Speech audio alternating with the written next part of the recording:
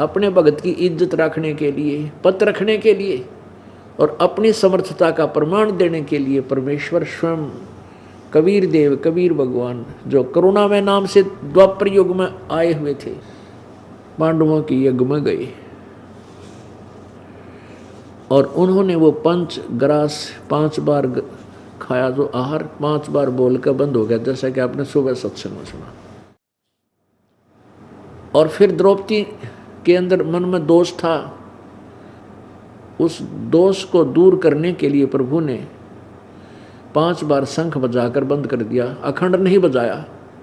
तब श्री कृष्ण जी ने कहा कि द्रौपदी तेरे मन में खोट है, तूने संत के बारे में ऊंच नीच सोचा है और इसीलिए शंख नहीं बजाया, तेरे मन की मरोड़ निकालने लग रहे हैं ये। तब द्रौपदी जी ने उस सुदर्शन रूप में विराजमान परमात्मा के चरण धोए, जो वाल्मीकि वर्ण में आए हुए थे, और चरणामृत द्रौपदी ने पिया, आधा श्री कृष्ण जी ने पिया। तब परमात्मा प्रसन्न हुए तो वो शंख बजा, ऐसा शंख बजा कि स्वर्ग तक उसकी बहुत समय तक धुन गई। अब यहां परमात्मा कहते हैं, तुम कौन राम का जब तेजापम,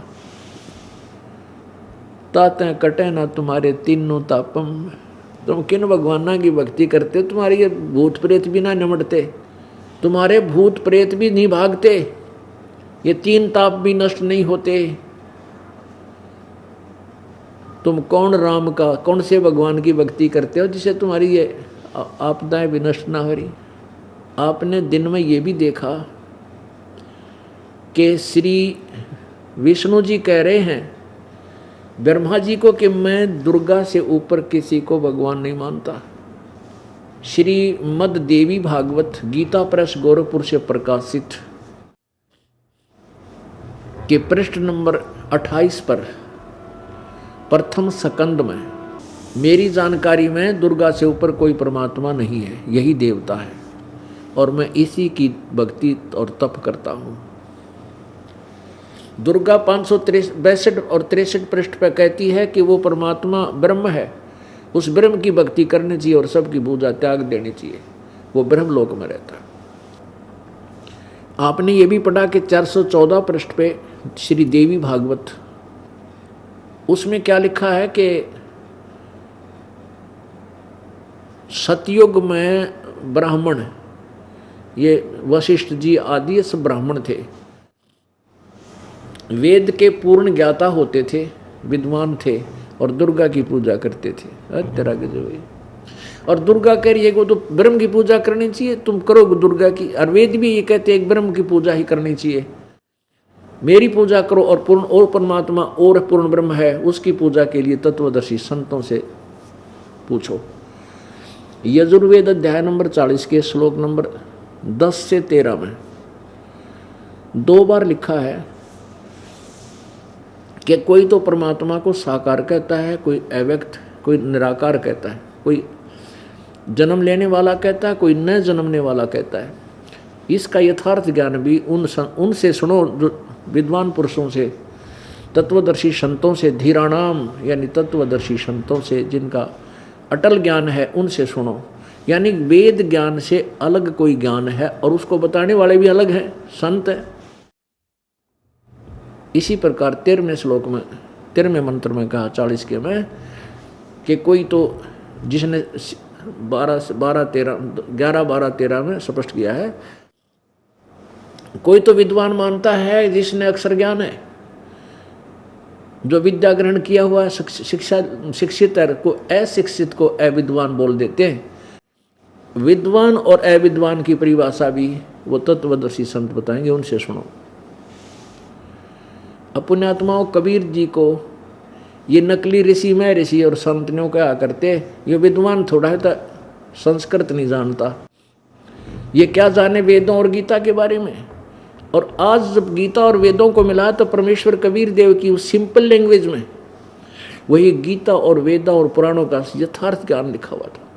तो एक विद्वान कौन हुआ? क्या एक संस्कृत के जानने वाला विद्वान होता है? तो विद्वान कबीर देव हैं। विद्वानों के विद्वान है कबीर देव और भगवानों के भगवान है कबीर देव। अब प्रसंग चल रहा है कि गीता जी का ज्ञान श्री कृष्ण ने नहीं दिया। अब क्या होता है कि थोड़ा शॉर्ट में बताऊंगा। कुछ दिनों के बाद क्या हुआ कि दुर्वासा जी द्वारका के जंगल में, द्वारका के साथ में ही बिल्कुल वहां बनी में जाकर के विराजमान हो गया। और नगर निवासियों को पता चला कि एक बहुत बड़े सिद्ध पुरुष आते हैं, बहुत आए हुए हैं, बहुत भविष्य और वर्तमान की सब जानते हैं, बड़े सिद्ध पुरुष। और उस समय 56 करोड़ यादव हो चुके थे, इतनी जनरेशन हो गई थी श्री कृष्ण जी के वंशजों की द्वारिका में। तो दुर्वासा जी के बारे में जब सुना, नगरी में चर्चा चली, तो कुछ व्यक्तियों ने सोचा कि दुर्वासा जी की परीक्षा लेते हैं, क्या ये हमारे कृष्ण जी से भी बड़े हैं? क्योंकि श्री कृष्ण जी की आड़ में, श्री कृष्ण जी की समर्थता को देख करके उनके वंशज अभिमानी हो गए थे। क्योंकि श्री कृष्ण जी ने कंस को मार दिया, केसी को मार दिया, शिशुपाल का माथा काट दिया, गोवर्धन पर्वत को उठा लिया था। इन लक्षणों को देख करके द्वारका वासियों ने ये मान लिया था कि श्री कृष्ण तो ऊपर है, कोई भगवान ना कोई नहीं। और किसी तरह भी सीधा मुंह बात नहीं कर रहे थे, कोई संत साधु आ जाता था। अब परमात्मा कहते हैं भाई साधु संतों के साथ अड़िया नहीं करते, नम्रता से बात करे, कोई मानना उसका भला, ना मानना तो वो अपना काम करो, उनके साथ मजाक नहीं करे, बकवाद नहीं करे। क्योंकि ये साधु संत नहीं है, ये तो ततैये हैं। ततैये क्या होते हैं? ये बेरड़े, ये जो सिद्धि प्राप्त कर लेते हैं साधना करके, और इनको कोई छेड़ देते, डंक मार देते, तुरंत श्राप दे देते।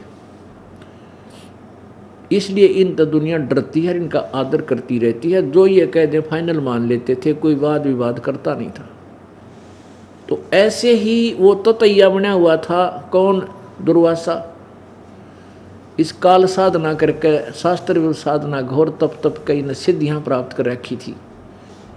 और उधर से श्री कृष्ण जी की महिमा इतनी हो गई थी कि उस तो ऊपर यादव किसी को संत नहीं मान, भगवान नहीं मानने थे। अब शेर ने सवा शेर नो टकराया करे। अब दुर्वासा जी वहाँ द्वारका में पहुँच गए, बाहर जंगल में, बिल्कुल साथ में ही नगरी के जो बनी होती है, आसपास का क्षेत्र, उसको बनी बोलते हैं, छोटा जंगल, उसमें विराजमान हो गए, उस वन में। और उधर से कुछ बच्चों ने, प्रद्युम्न जैसे श्री कृष्ण जी का पुत्र था, बच्चा तक ये था 40-50 साल की उम्र का हो रहा था। प्रद्युम्न का वो अनिरुद्ध भी हो चुका था, उसका लड़का, और वो ब्याह शादी भी हो रही थी उनकी। तो कहने का भाव यह है कि वो प्रद्युम्न श्री कृष्ण जी का पुत्र और साथ में और 10-20 व्यक्ति इकट्ठे होकर सलाह करी, भाई चलो चलते हैं, दुर्वासा जी की परीक्षा लेते हैं, वो कितना सिद्ध पुरुष है। एक व्यक्ति को लड़की का, स्त्री का स्वांग बना लिया, गर्भवती स्त्री का, पेट के ऊपर एक कढ़ाई बांध दी, छोटी सी कढ़ाई है, छोटा मोटा छौंक छांक लाने की हुआ करे, और वह पेट पर कढ़ाई बांध दी, पाछा उसका एक कपड़े थे, रस्सी तो बांध दी कमर में, और ऊपर के थोड़ा सा लोगड़ सा ला के और एक कपड़ा और बांध दिया। एक हाथ उठ ला के देख ले तो पता ना चले। और अनिरुद्ध को, प्रद्युम्न को उसका पति बना दिया और चले गए। दुर्वासा से जाकर कहा कि महाराज जी, हम आपके पास एक बहुत बड़ी आशा लेकर आए हैं। ये व्यक्ति है और ये इसकी पत्नी है, इनकी शादी ने 15 वर्ष 20 वर्ष हो गए, कोई बालक नहीं हुआ था। ईब दया करी है भगवान ने, अब रजा बख्शी है परमात्मा ने, इनका गर्भ रहा है। और संत महात्मा जी ये उतावले हो रहे हैं, ये जानना चाहते हैं इनका लड़का होगा कि लड़की। कृपा आप तो भूत भविष्य वर्तमान की सारी जानते हो। अब दुर्वासा जी ने देखा जानते सिद्धि तय उन्हें देखा ये तो निकम्मे बकवाद करना रहे हैं।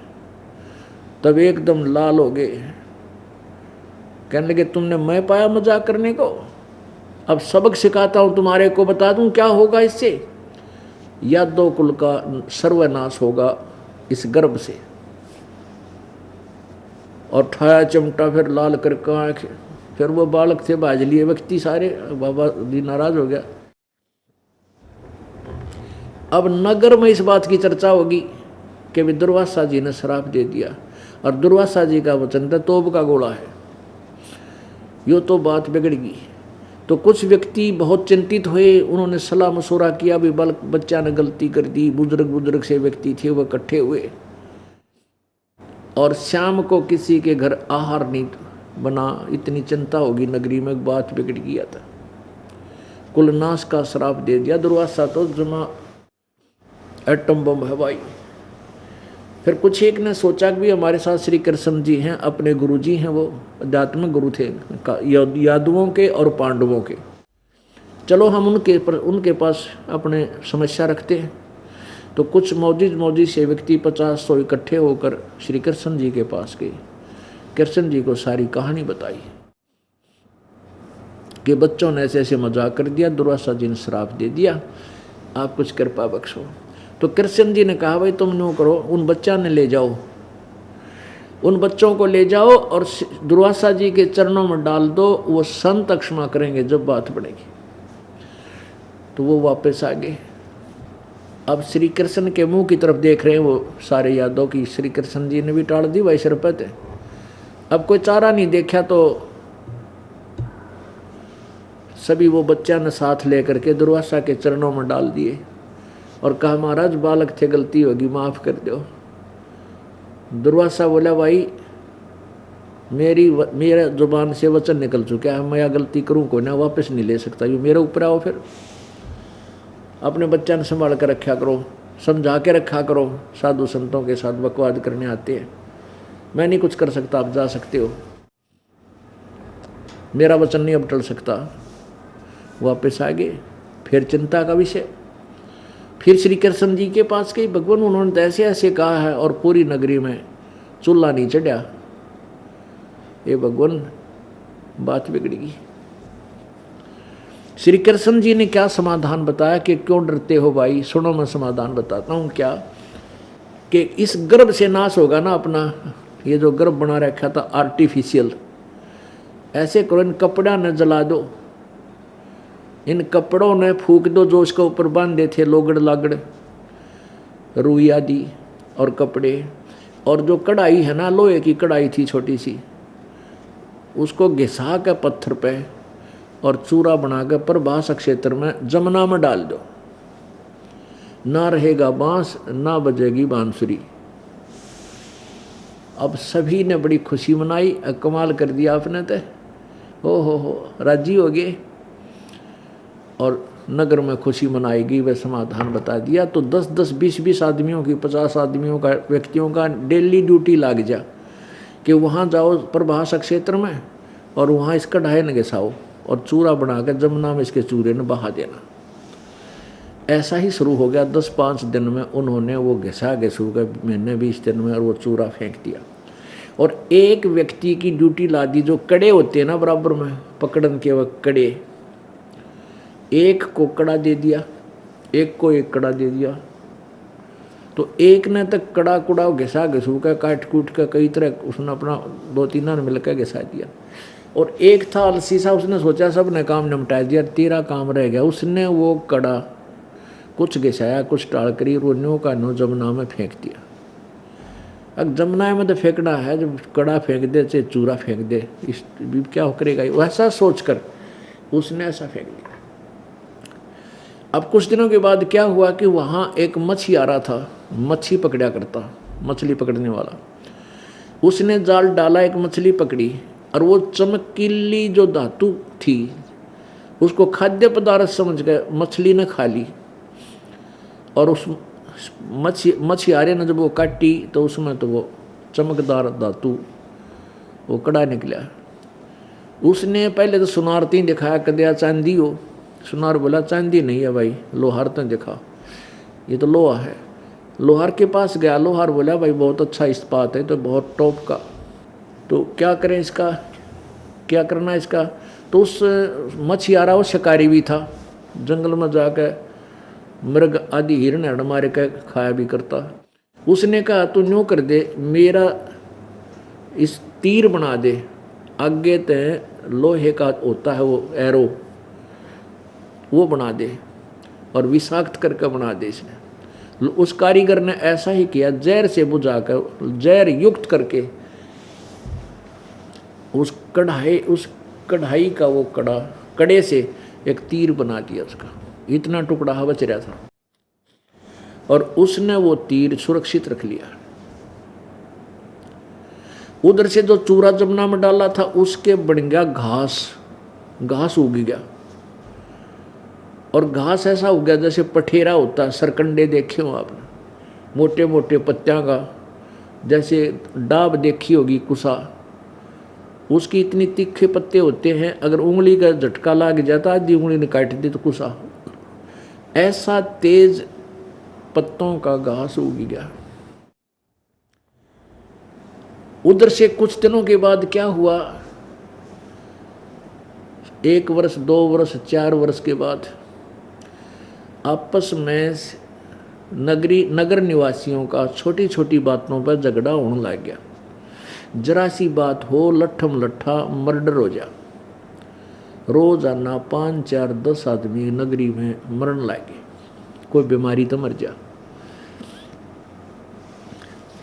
तो नगर में फिर चिंता का विषय बना, अगवैयत है कोई, क्योंकि उस समय बुद्धिमान लोग और भगवान से डरने वाले होते थे बुजुर्ग, वो विचार किया करते नगर निवासी, भाई नगरी का ऐसा कौन सा पाप उदय हो गया जिससे रोज ऐसे उपद्रव होने लग गए, तो उसका आध्यात्मिक सॉल्यूशन ढूंढा करते,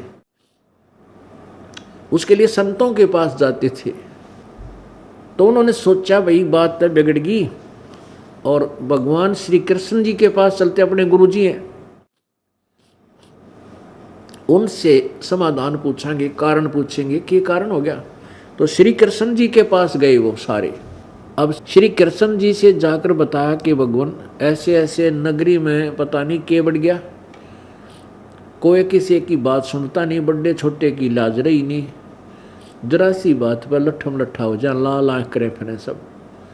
ऐसा कौन सा पाप उदय हो गया हमारे ऊपर इस नगरी का, जो ऐसा उपद्रव कभी भी ना हुआ था। अब श्री कृष्ण जी ने कारण क्या बताया कि तुम्हारे ऊपर दुर्वासा जी का वो श्राप प्रभावी हो गया, वो दुर्वासा का श्राप फड़ गया भाई, जिस कारण से नगरी में ये सारी बात बिगड़ रही है। तो सभी व्यक्ति कहने लगे भगवान फिर कोई समाधान बताओ इसका। श्री कृष्ण जी ने कहा कि तुम एक काम करो, सारे यादव नर यादव यानी छोटा बालक लड़का, छोटा हा हो चाहे नवजात लड़का भी क्यों ना हो, तुम नर यादव सारे जाकर प्रभास क्षेत्र में और जमुना में स्नान कर लो, तुम्हारा श्राप कट जाएगा। तुम्हारे ऊपर दुर्वासा का जो श्राप है, जमुना में स्नान करने से वो श्राप नष्ट हो जाएगा, खत्म हो जाएगा। अब गुरुजी का आदेश, सभी यादव ने अपने छोटे चाहे आज भी लड़का क्यों ना पैदा होया था उसमें भी ले गए, कदे इसका यो नवाए बिना रह जा, इस पर श्राप रह जा हमारे बच्चे पे, तो सबको ले गए और वहां लागे। पहले तो जाते स्नान करें, कदे श्राप ना रह जा, और स्नान करते बाहर आते लट्ठम मुक्का वो जो घास उगया हुआ था उस चूरे ते, वो घास उखाड़ ले, और घास उखाड़ के और न्यू मारे एक दूसरे के, और वो तलवार का काम कर, लपेटा आ जा पत्ते ने और न्यू खींच दे, न्यू गर्दन कट जा। उस घास से जो उस कढ़ाई से के चूरे ते उगा हुआ घास था, उसके द्वारा 56 करोड़ यादव आपस में कत्लेआम हो गया। विष्णु पुराण में लिखा है कि फिर कुछ यादव बच गए थे, तो श्री कृष्ण पहुंच गया वहां पर। उसने भी वो घास पाड़ लिया और बचे हुए अपने कुल के यादवों को स्वयं मार डाला, कत्लेआम कर दिया। रतरा गजब हुई, अपने कुल ना आप भी मारा करे कोई, बता। तो उस समय श्री कृष्ण जी की कैसी तिथि होगी, ये तो मेंटल कह सकते हैं उसको। अब यू काल करवावे सारे काम और दुखी हमने कर रहा है, वो काल प्रवेश कर गया श्री कृष्ण जी में और उसने रहे बचे हुए सारे यादव खुद मार डाले। अब पुण्यात्माओं फिर क्या हुआ, श्री कृष्ण जाकर जंगल में लेट गया और नगर मत के में रहा है कोई ना। एक जंगल में जाकर, वन में जाकर एक पेड़ के नीचे लेट गया, दोपहर का समय। वही शिकारी जिसने उस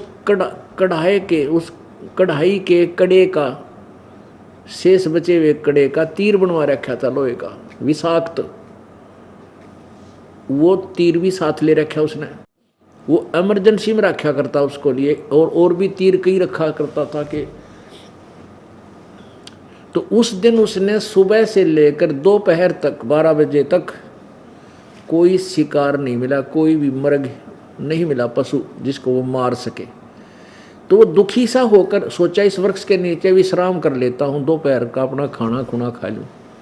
उस वृक्ष की तरफ चला जहाँ श्री कृष्ण जी लेटे हुए थे, पैर पे पैर रखकर, घुटने पर एक पैर रखकर लेट जाता है ना आदमी, घुटने में दूसरा, और तलवा सामने हो जाता है एक पैर का। उस तलवे में एक पैर में श्री कृष्ण जी के पद्म था, और पद्म ऐसा चमकीला होता है, रात्रि के समय अंधेरे कमरे में वो 50-60 वाट के बल्ब जितनी रोशनी कर देता है, और दिन में वो चमकता रहता है, लेकिन बल्ब जैसे दिन में चमक भी रहा होता है, उसकी चमक दिखाई देती है, बल्ब नहीं दिखता।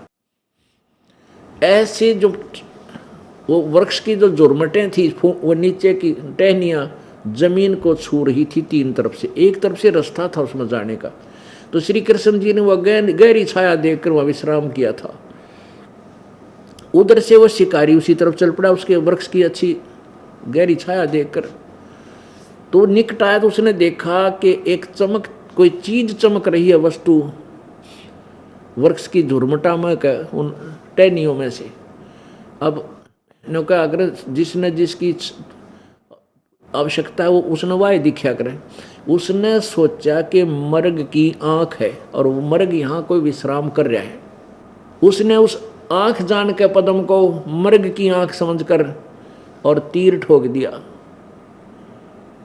एक प्राणी जान के, मर्ग जान के, पशु जान के। और जो ही वो तीर ठोक दिया जो विषाक्त था, इमरजेंसी में रखा करता, उसने सोची कि यू बच के भाग जाए, इसका यू ठोकूं। वो तीर मार दिया और तीर लगते ही श्री कृष्ण जी चिल्लाए, जैसे दर्द हुआ, पीड़ा से कर रहा है। उस शिकारी ने सोचा भाई बात बिगड़ गई, ये तो कोई व्यक्ति मर गया, बड़ी गलती हुई। इधर से आकर देखा उसने द्वारकाधीश मुकुट माकट ला रखा है, तो राजा मर गया भाई। तब उसने कहा कि हे प्रभु आप कौन हो, आप राजा हैं? अब श्री कृष्ण बोला भाई सोता मैं राजा, फिर तुमने काम तो बिगाड़ दिया मेरा।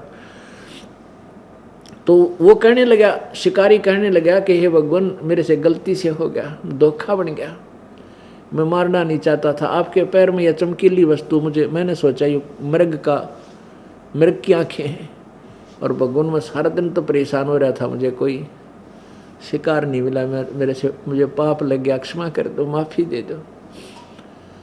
तब श्री कृष्ण बोले भाई यू तेरा और मेरा कोई पिछला हिसाब किताब था, कोई गलती कोई नहीं हुई थे। अब वो कहने लगा भगवान आपका और मेरा क्या हिसाब हो सके, आप एक राजा और मैं एक भील जंगल में घूमनिया, आपका मेरा क्या हिसाब है भगवान, ऐसा क्या हो गया?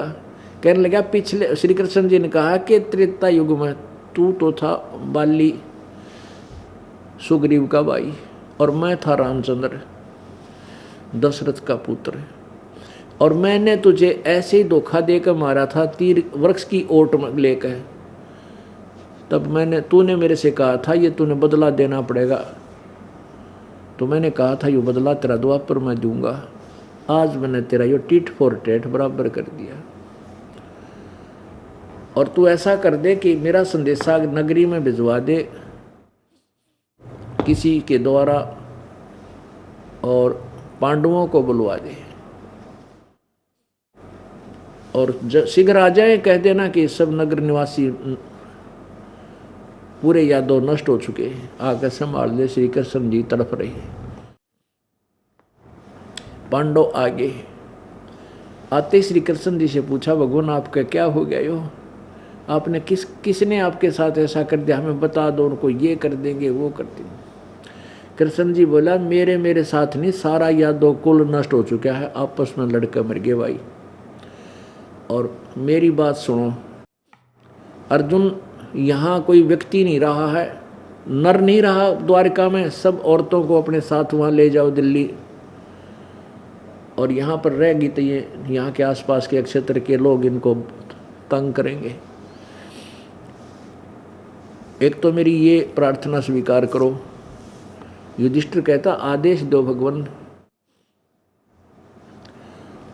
और भाई दूसरी यह है कि तुम मेरे बहुत प्रिय हो, आप राज्य त्याग कर और हिमालय में चले जाना, वहाँ अपना तपस्या करके शरीर को अंतिम सांस तक तपस्या करके वहाँ खत्म हो जाना, लौट के नगरी में मत आना। युधिष्ठिर जी ने पूछा, प्रभु ऐसी क्या बात होगी, हम राज त्याग कर वहाँ जाएं, कोई गलती हमारे से बन गई? श्री कृष्ण जी ने कहा, हाँ तुम्हारे से एक बहुत बड़ा घोर पाप हुआ है, तुमने युद्ध में बंधुघात किया, जो सैनिक मेरे अपने कुल को नाश कर दिया, वो पाप तुम्हें लगा हुआ है, और ऐसे तप करने से तुम्हारे पाप नष्ट हो जाएंगे। अब पहले जब यही बात उस श्री कृष्ण जी ने दोहराई थी, जब युधिष्ठिर जी को भयंकर स्वप्न आए थे, और उसका समाधान पूछने के लिए श्री कृष्ण युधिष्ठिर जी, अर्जुन और पांचों पांडव गए थे। उस समय तो यही कहा था कि तुमने जो युद्ध में पाप किए हैं युधिष्ठिर को, वो दुख दे रहे हैं, और ईब सारे के ऊपर बता दी तुम सब पर वो पाप प्रभावी हैं।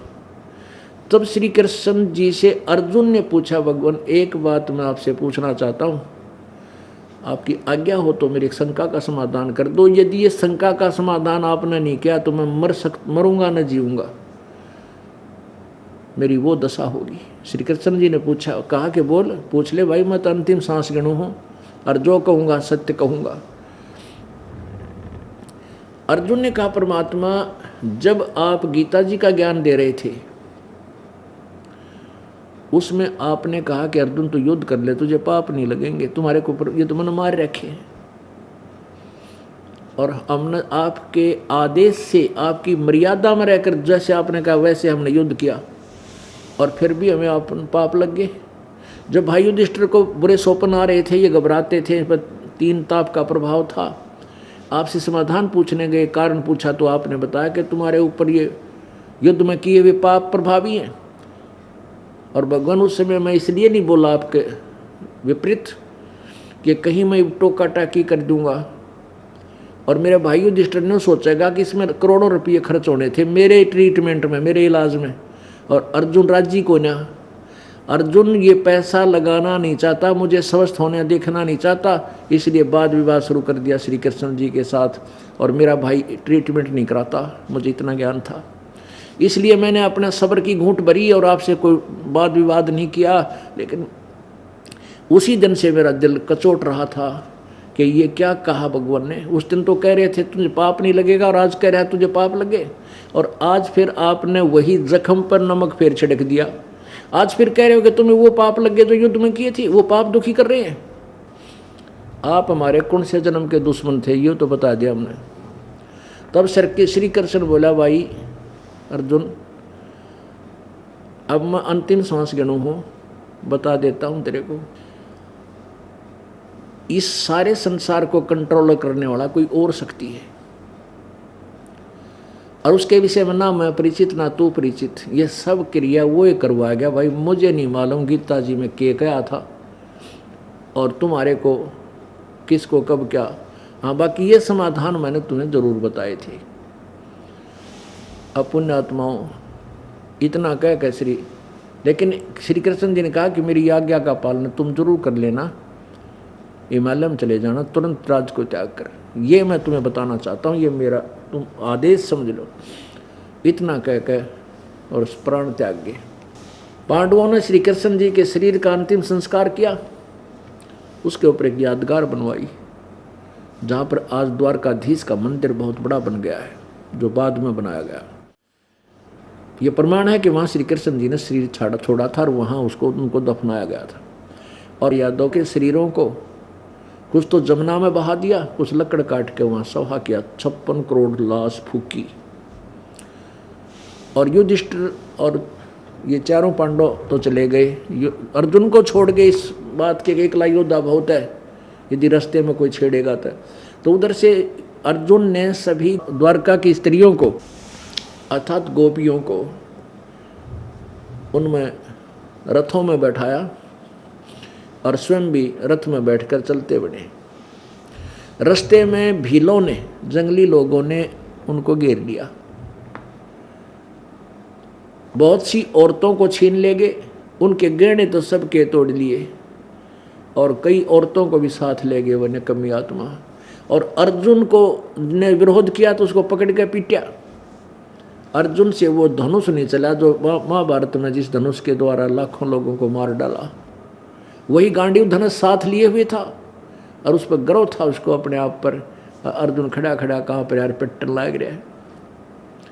जब ये सारा काम हो लिया, बची हुई औरतों को लेकर अर्जुन जब चलन लग गया, तब कृष्ण जी को कोसने लग गया कि ये कृष्ण छलिया था, ये बड़ा धोखेबाज था, ये हमारा शत्रु था। जब इसने मुझसे युद्ध करवाना था तब तो मेरे शक्ति दे दी, वो नाश कर दिया, मैंने एक तीर मारूं था 20 मरे थे, और आज वो शक्ति वापस ले ली। वही और अर्जुन और वही ये धनुष मेरे से उठ भी नहीं रहा, मेरे हाथ भी काम नहीं कर रहे, और मैं पीट गिरा इन जंगली लोगों ने। ये कृष्ण बड़ा धोखेबाज व्यक्ति था, इसने हमारे साथ जुल्म किया। यहाँ परमात्मा कबीर जी कहते हैं कि भाई तुमने जड़ का बेरा कोना, तुमने पता नहीं इस धोखे की जड़ कौन है। ना श्री कृष्ण छलिया था, ना श्री कृष्ण धोखेबाज था। ये सारा जुल्म काल ने करवाया, ब्रह्म ने करवाया, जो ज्योति निरंजन कहलाता है, जो श्री ब्रह्मा विष्णु महेश के पिता है। वो कहता गीता जी में कि अर्जुन सब बलवानों का बल 7वें अध्याय में, और सब बुद्धिमानों की बुद्धि मैं हूँ, मेरे हाथ में इनका कंट्रोल रिमोट, जब चाहे बुद्धि ऑफ कर दूँ, जब चाहे ऑन कर दूँ, जब चाहे किसी को शक्ति दे दूँ, जब चाहो इसकी शक्ति छीन लूँ, ये मरो खप्पो कितना दुख पाओ। तो परमात्मा कहते हैं भाई तुमने जड़ ना बेरा, इसकी कौन है। हम उस जड़ को बता रहे हैं कि ये ज्योति निरंजन काल है। अपुण्यात्मा, इस कथा से हमने काफ़ी निष्कर्ष निकालना है। जैसे श्री कृष्ण जी ने समाधान बताया था दुर्वासा जी के श्राप को टालने का कि इस कढ़ाई ने घिसा दो, लोहे की कढ़ाई ने, और लत्ते फूंक कर, वो कपड़े फूंक कर पानी में बहा दो, इस चूरा भी जल में बहा दो जमुना के, तुम्हारा श्राप का असर नहीं करेगा। फिर जो श्राप असर करने लग गया, जब कहने लगे जाओ उस जमुना में स्नान कर लो, तुम्हारा श्राप नाश हो जाएगा, कट जाएगा। अब जमुना के नहान में श्री कृष्ण द्वारा जी के द्वारा बताए गए समाधान से यादव तो कट गए, लेकिन श्राप नहीं कटा। पुण्यात्मा जो हमें गुमराह किए हुए ये नकली संत ऋषि और गुरु, जमुना में नहा लो, गंगा में स्नान कर लो, पूर्णमासी आओगी गंगा का नहान से, तीर्थ में स्नान कर आओ, थारे पाप कट जाएंगे, ये मिसगाइडेड हैं बाय द काल गॉड। इस काल भगवान के द्वारा भ्रमित किए हुए और उल्टे रास्ते पर लगा रखे ना, और गलत साधना करते रहें, अपना कष्ट पर कष्ट पाते रहें, अंत में ये भगवान से विमुख हो जाए। काल ये चाहता है इनके हृदय से भगवान मिट जाए, अकिता भगवान है ही नहीं, परमात्मा कोई नहीं। जैसे पूरब, चीन और रूस परमात्मा को नहीं मानता, और सबसे पहले वो भगवान को बहुत चाहने वाले थे और महात्मा बुद्ध के अनुयायी हुए थे। महात्मा बुद्ध काल के द्वारा भेजा हुआ था, उसको कोई उपलब्धि हुई नहीं और उसने कह दिया कि भाई भूखा मरने तो भगवान नहीं मिलता। 10-20 5-4 पॉइंट अच्छी अच्छी बातें नोट कर ली, वो सुनाने लग गया, ऐसा ना करो, ऐसा करो, ऐसा करो, जीव हिंसा मत करो। तो उसके शब्द में शक्ति थी, क्योंकि वो काल द्वारा भेजा हुआ पुण्यात्मा था। उसकी शब्द की शक्ति से काफ़ी प्रभाव होता था लोगों को, वो अनुयायी होते चले गए, अनुयायी होते चले गए। और फिर क्योंकि उनके द्वारा बताए गए समाधान से कोई लाभ हुआ नहीं, पूरा का पूरा चाइना जो विश्व की सबसे बड़ी आबादी वाला देश है, सब नास्तिक हो गए, भगवान है ही नहीं। इधर से एक कम्युनिस्ट हो गए, कहते भगवान है ही नहीं, ये तो अपने आप नर्मदा से बनता है। ऐसे ही ये रूस भी पूरा कम्युनिस्ट है, वो भी यही नहीं मानते भगवान है। और काल ये चाव है कि मनुष्य ये सोचने भगवान है नहीं, ये धक्के खाते रहे, यहीं मरते खपते रहे। लेकिन परमात्मा आकर के रह कर अपनी सतिथि, अपनी समर्थता का परिचय दे करके अपनी सतिथि को पुनः स्थापित करता है कि भगवान है और वो जो चाहे सो कर सकता है। अब श्री कृष्ण जी के द्वारा बताए गए समाधान और सुन लो। फिर उन्हें बताया था पांडवों को कि तुम्हारे पाप कट जाएंगे, तुम तप कर लो। अब तप करने गए, वहाँ पाप कटे नहीं। पहले तो समाधान बताया था कि तुम एक यज्ञ करो, तुम्हारे वो पाप कट जाएंगे जो युद्ध में हुए थे, जो तुम्हें दुखी कर रहे हैं। और वो भी श्री कृष्ण की के द्वारा बताए गए, ना उनसे किए गए आहार से कोई राहत नहीं मिली। वो भी उस परम पिता ने आकर के वहाँ आहार किया, अपना आशीर्वाद दिया। वो 3 ताप भी तब पांडवों के कट्टे। अब श्री कृष्ण ने दोबारा फिर बताया कि तुम हिमालय में जाओ और तपस्या कर लो, और तप करके वहीं अंतिम श्वास तक वहीं अपना शरीर पूरा कर दो, वापस नगरी में मत आना, तुम्हारे पाप कट जाएंगे। तो युधिष्ठिर ये 5 के 5 पांडव कुंती और द्रौपदी समेत वहाँ चले गए हिमालय में, और वहाँ तपस्या करते रहे, बर्फ में गल गए सारे, वहीं मर गए। अब फिर क्या हुआ आगे की परमात्मा बताते, ये सब संवेद बता रहा, सब इतिहास सब कहानी को एक सिरे चढ़ा रहे हैं। परमात्मा का ज्ञान वास्तविकता क्या थी कि यहाँ से जब ये 5 मर गए, 7 मर गए, ऊपर गई आत्माएं, तो वहाँ क्या था, इन 5 पांडवों द्रौपदी कुंती को नरक में डाल दिया।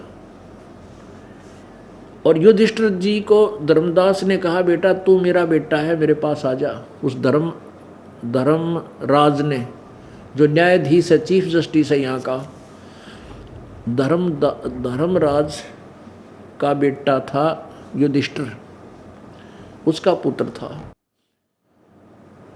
और पवन का पुत्र था, पवन देवता का पुत्र था ये भीम।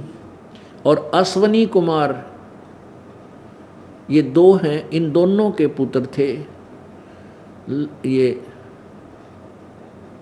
2 पांडव थे, नकुल और सहदेव। और इंद्रदेव देवता जो स्वर्ग का राजा है, इंद्र का पुत्र था अर्जुन। अब इन 4-5 को, इन 6 को तो डाल दिया नरक में, 4 पांडवों को और कुंती और द्रौपदी को। और युधिष्ठिर धर्मराज के पास चला गया और कहा, बेटा जा इधर स्वर्ग में घूम ले तू, और ठाठ कर, तू मेरा बेटा है यहाँ का।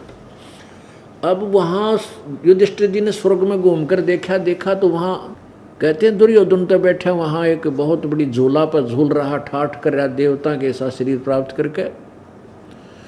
और पांडव की तभी को ना, तो वापस आया अपने पिता के पास और कहा, पिताजी मेरे भाई कहाँ हैं। और दुर्योधन तो वहाँ स्वर्ग में एक देव शरीर प्राप्त करके आनंद भोग रहा, मेरे भाई कहाँ गए। धर्मराज ने कहा, भाई तेरा कोई भाई नहीं, तू मेरा बेटा है।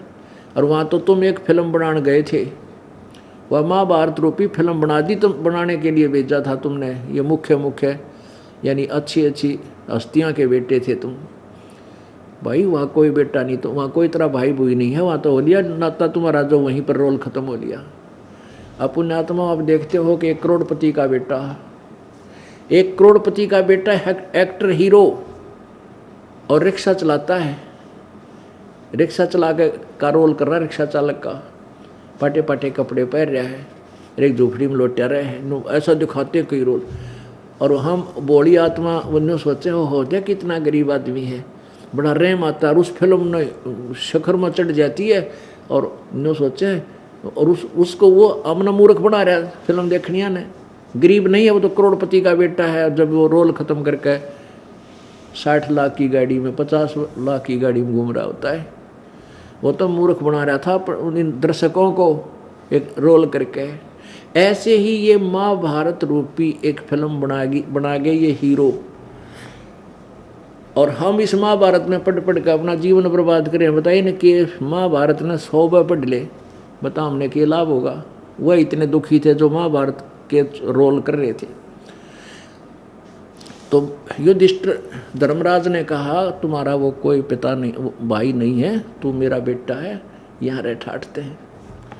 युधिष्ठिर बोला नहीं, यह ममता, यह काल का जाल जो सतगुण विष्णु जी के द्वारा मोह सतीथी है, यह बहुत भयंकर है।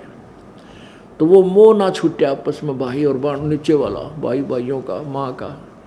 युधिष्ठिर धर्मराज ने से कहा युधिष्ठिर से कि मैं भी, तो उसने बताया कि धर्मराज ने बताया वो नरक में डाल रखे हैं, उन्होंने बहुत पाप करे थे महाभारत के युद्ध में। और युधिष्ठिर स्वर्ग में कैसे है कि ना, वो दुर्योधन स्वर्ग में कैसे है कि वो युद्ध में मारा गया था, और वो 5, 7, 20, 30, 50 वर्ष यहाँ रहेगा, फिर ये नरक में डाला जाएगा, वो पाप करे रखे इसने। अब वो तरह गजब हो यो। इब आँख खुली युधिष्ठिर की कि वह कुछ दिन स्वर्ग में भी चले गए, और हमने राज जीता था, हम स्वर्ग के, मेरे भाई स्वर्ग के अधिकारी भी नहीं रहे बने। तो युधिष्ठिर ने बोला मैं तो अपने भाइयों के पास ही जाऊंगा, मुझे वहीं भेज दो। अब धर्मराज बोला भाई एक काम करे, एक दूत भेज दिया, यमदूत। उससे कहा कि आप ले जाओ इसको और इसके भाई उनको दिखाकर वापस ले आओ, फिर बात कराएंगे। अब उस नरक के अंदर ले गए युधिष्ठिर को, और बहुत गहरा ले गए, चलता रहे, आ जाओ, वहाँ बुरा हाहाकार मच रहा है, इसे बुरी तरह कीड़े मकोड़े मच्छी जंतु खा रहे हैं, और युधिष्ठिर का भी काटना शुरू कर दिया उन्हें। लेकिन उस ममता के कारण वो आगे बढ़ता जा रहा। वहाँ आगे जाकर देखा तो आत्माएं रो रही हैं, हे भाई मैं युधिष्ठिर अर्जुन की आत्मा हूँ, मैं भीम की आत्मा हूँ, मैं कुंती की, मैं द्रौपदी की, हमारे साथ ऐसा जुल्म हो गया, हमने पाप करे थे, आज भोगने पड़ रहे हैं।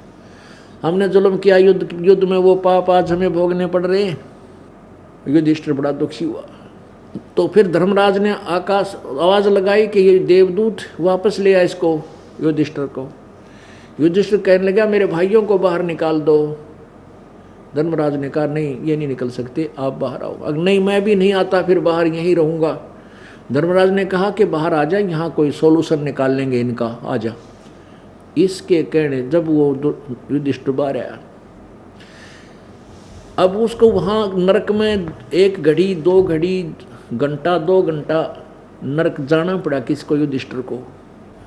पुण्यात्माओं, अब ये तत्व ज्ञान है जिसका निष्कर्ष निकल रहा है।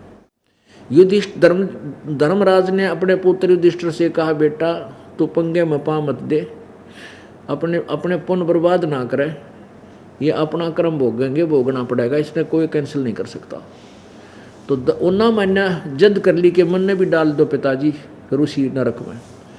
फिर आखिर में दुखी होकर धर्मराज ने कहा भाई एक काम कर ले, तू अपने कुछ पुण्य दे दे उनको, उन पुण्यों के प्रतिफल में मैं उनको स्वर्ग भेज दूंगा।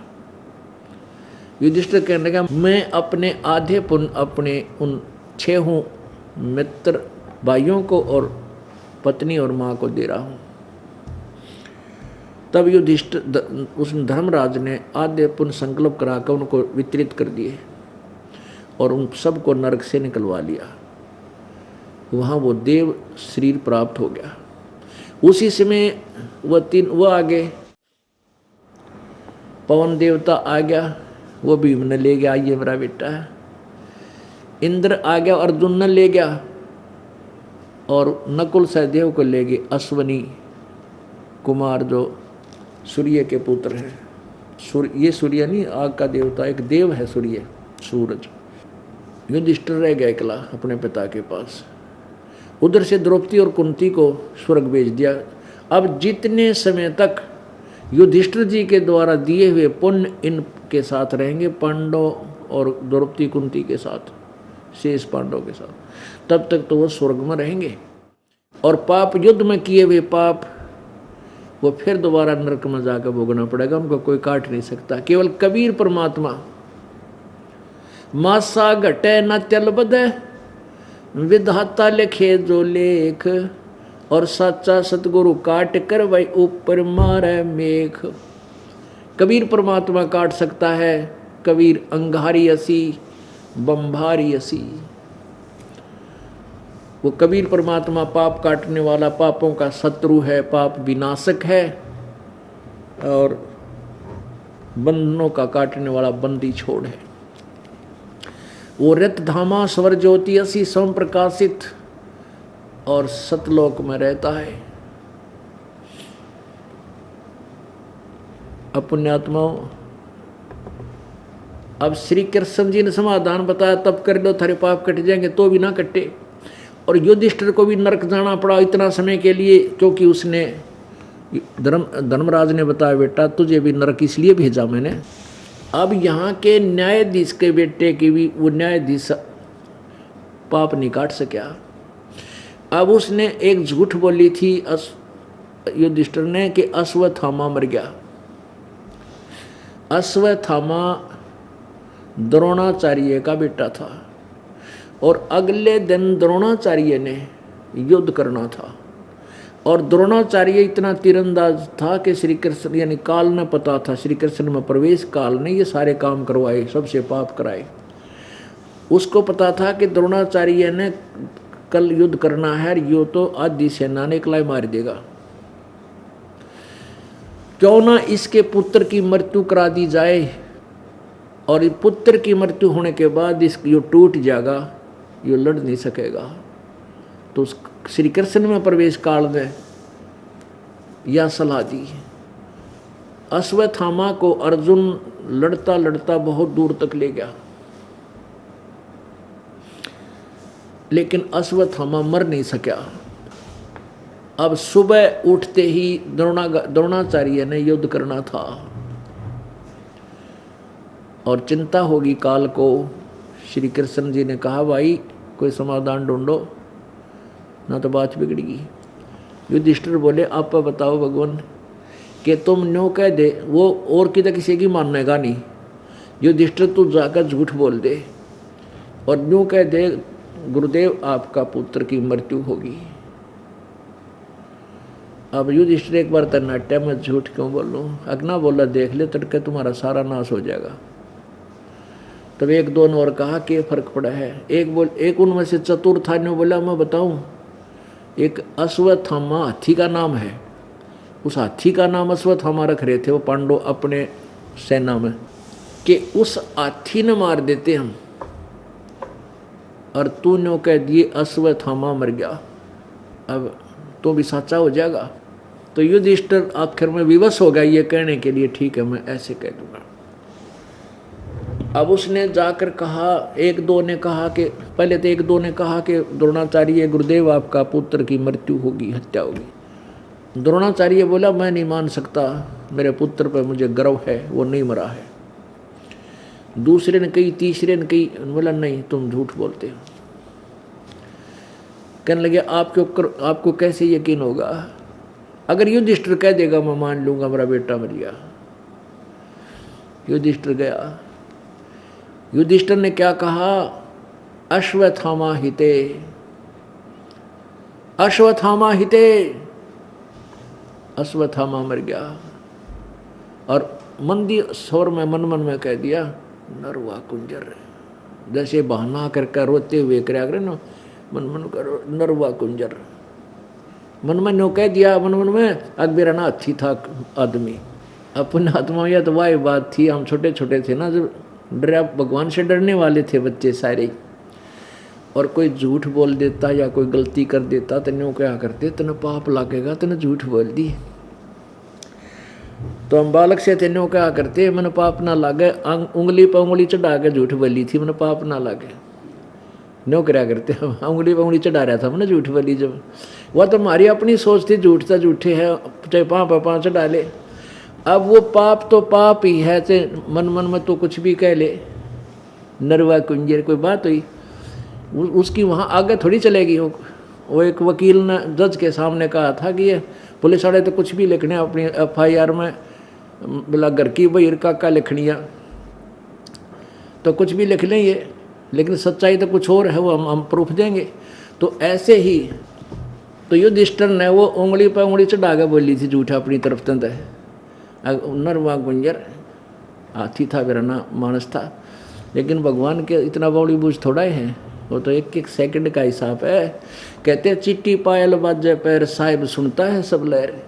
अगर चिट्टी कीड़ी का कोई पायल बना के घुंघरू और बांध दे, पहले चिट्टी की पायल किसी होगी, यानी कत्ती होए कोई ना पायल, और उसका नॉइस हो ही नहीं सकता। कहते हैं जब पायल उसकी भी शोर होता है ना, चिट्टी के चालन का भी, उसको भी भगवान सुनता है। और तुम लोगों को नरवा कुंजर, वो अपने घर की बात सा कि मैं बोल लिया अपने घर उसमें, लेकिन भगवान के दरबार में नहीं चलेगी। तो उस एक घड़ी दो घड़ी जो भी उसका पाप बना था, उसके लिए उसको नरक में रखना पड़ा। युधिष्ठिर को भी इस बहाने से वहां भेजा उसने, धर्मराज ने अपने पुत्र को भी नरक में भेजा, जा तेरे भाई बहन तेरे भाइयों को मिल के आ, देखा वो पड़े नरक में। नहीं तो वह पहले भी कह सका था ये बात, भाई वहां मत जा, मैं ऐसे ऐसे ये तरीका है इसका। तो धर्मराज ने खुद कहा कि तुझे भी इसलिए भेजा मैंने कि तेरा यो एक पाप था कि तेने झूठ बोला था, स्वथामा मर गया, वो तो हाथी मरा था। तो उस श्री युधिष्ठिर जी के कहते ही द्रोणाचार्य ने टक्कर मारनी शुरू कर दी पुत्र के मुंह में, हाय बेटा नो कहकर बेहोश हो गया। जितना भी छलपल ये करवाए श्री कृष्ण ने ना इसने काल ने करवाया श्री कृष्ण में प्रवेश करके। जब तक महाभारत नहीं हो लिया श्री कृष्ण के शरीर तो निकला नहीं। और श्री कृष्ण ने कसम खाई थी, प्रतिज्ञा की थी कि मैं युद्ध नहीं हथियार नहीं उठाऊंगा, युद्ध नहीं करूंगा। हथियार उठाया, काल ने वो पहिया उठा लिया रथ का और वो घुमाया, ना जाने कितनी सेना को मार डाला। तो पुण्यात्माओं, इससे सिद्ध है कि श्री गीता जी का ज्ञान श्री कृष्ण ने नहीं कहा।